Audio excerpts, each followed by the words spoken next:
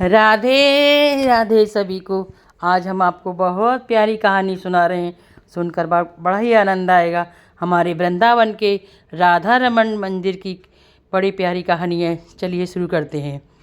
एक दिन गुसाई जी बंटा भोग रखने के बाद जल सेवा रखना भूल गए और हम उस दिन ठाकुर जी बिना जल के ही रहे। तभी वहाँ चटिया क्षेत्र में एक साधु संत रहते थे। वो भगवान राधा रमन जी को बहुत मानते थे, बहुत ज़्यादा उनका नाम का जाप करते, पूजा पाठ करते।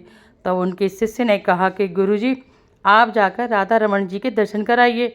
वो बोले मैं राधा रमन जी के दर्शन करने नहीं जाऊंगा। जब मैं इतनी मुझे पूजा करता हूँ, इतना प्रेम करता हूँ, तो वो भी तो मुझसे प्रेम करते होंगे, उन्हें खुद मेरे पास मिलने आना होगा। ऐसा साधु ने कहा। तो एक दिन की उसी रात की बात है, शाम को एक छोटा सा बच्चा टटिया वन में आया और बाबा के देखते ही बाबा की आंख खुल गई। आधी रात थी। बाबा ने कहा लाला तू कौन है? वह बोला बाबा मुझे बहुत तेज़ प्यास लगी है, पानी दे दो। बाबा एक लोटे में पानी लेकर आए। उस बालक ने पानी पिया।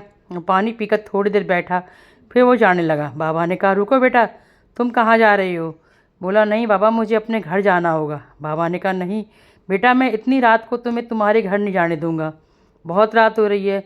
वह छोटा सा बालक बोला कि बाबा आप चिंता मत करो, ये वृंदावन है, यहाँ पे दिन रात परिक्रमा चलती रहती है, मुझे कोई परेशानी नहीं होगी, मैं आराम से चला जाऊँगा। लेकिन वो साधु उनकी बात कहाँ मानने वाले थे।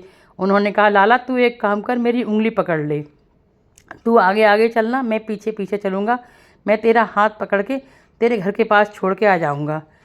लाला बोला ठीक है बाबा, तुम नहीं मान रहे हो तो चलो मेरे साथ। आगे आगे लाला और पीछे पीछे बाबा दोनों चलने लगे। जैसे ही वो राधा रमन मंदिर के चौतरे के पास पहुँचे, वैसे ही वो बालक बोला बाबा अब मेरा घर आ गया, मैं जा रहा हूँ। बाबा बोले लाला तेरे पिताजी का क्या नाम है? बोला मेरे पिताजी का नाम गोपाल भट्ट है। गोपाल भट्ट का नाम सुनते ही ठाकुर जी समझ गए कि ये राधा रमन जी हैं। संत जी समझ गए राधा रमन जी हैं और बोले आप प्रभु? तो वो बालक बोला कि आप ही ने तो कहा था कि आप मुझसे मिलने नहीं आओगे, मैं ही आपसे मिलने जाऊंगा, इसलिए मैं आपसे मिलने आपके पास गया था। इतनी कहानी कही। उसके कहने के बाद वो बालक बड़ा मुस्कुराया और मुस्कुराते हुए अंदर चला गया और संत महाराज उसे देखते रहे। वो हमारे राधा रमन जी कितने अच्छे हैं। अगर हमारे मन में जो इच्छा होती है वो अपने भक्तों की सभी इच्छा पूरी करते हैं। जैसे उन्होंने उन संत जी की इच्छा पूरा की, वैसे ही राधा रमन जी सबकी इच्छा पूरी करते हैं। राधा रमन जी के बारे में विशेष बात है, जब उनका कोई भक्त जाता है, जब उनके बारे में बात करता है, राधा रानी के बात करता है, तो कभी कभी उसकी अपने भक्त की सेवा देखकर, उसकी पूजा परीक्षा देखकर हमारे राधा रमन जी बहुत खुश हो जाते हैं और कभी कभी अपने दांतों को भी निकाल कर मुस्कुराते हैं।